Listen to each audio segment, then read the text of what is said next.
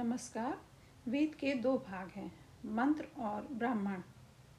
किसी देवता की स्तुति में होने वाले अर्थ स्मारक वाक्य को मंत्र कहते हैं तथा यज्ञानुष्ठान आदि का वर्णन करने वाले भाग को ब्राह्मण कहते हैं।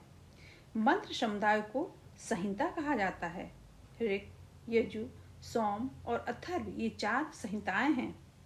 अतः सभी मंत्र ऋग्वेद, सामवेद, यजुर्वेद और अथर्ववेद नामक संहिताओं में संकलित है। ब्राह्मण भाग में मुख्यतः वैदिक कर्मकांड की विवेचना है। वेदों का अंतिम भाग उपनिषद कहलाता है। इसी को वेदांत कहते हैं। यानी वेद के अंतिम भाग को वेदांत कहते हैं। वेद के 3 भाग हैं, कर्म, उपासना और ज्ञान। उपनिषदों में ज्ञान कांड की प्रधानता है। आरण्यक साहित्य में ही उपनिषद की गणना है। उपनिषद अनेक हैं। इससे स्पष्ट है कि उपनिषद ही वेदांत कहा जाता है। वेदांत में वादरायण का नाम आता है।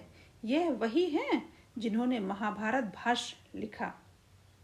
वादरायण का नाम ही वेद व्यास है।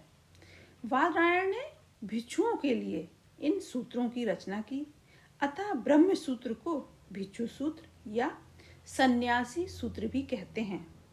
ब्रह्म सूत्र में 4 अध्याय हैं तथा प्रत्येक अध्याय में 4 पाद हैं।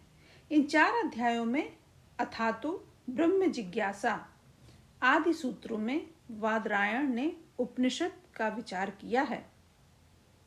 अतः यह वेदांत कहा जाता है। गृहस्थाश्रम में यज्ञादि कर्म के लिए ब्राह्मण का प्रयोजन होता है। वानप्रस्थ और संन्यास में ज्ञान की आवश्यकता होती है। इन्हें आरण्यक इसलिए कहा जाता है कि इनका ज्ञान प्रायः एकांत निर्जन वन में ही होता है तथा आरण्यक साहित्य में ही उपनिषद की गणना है।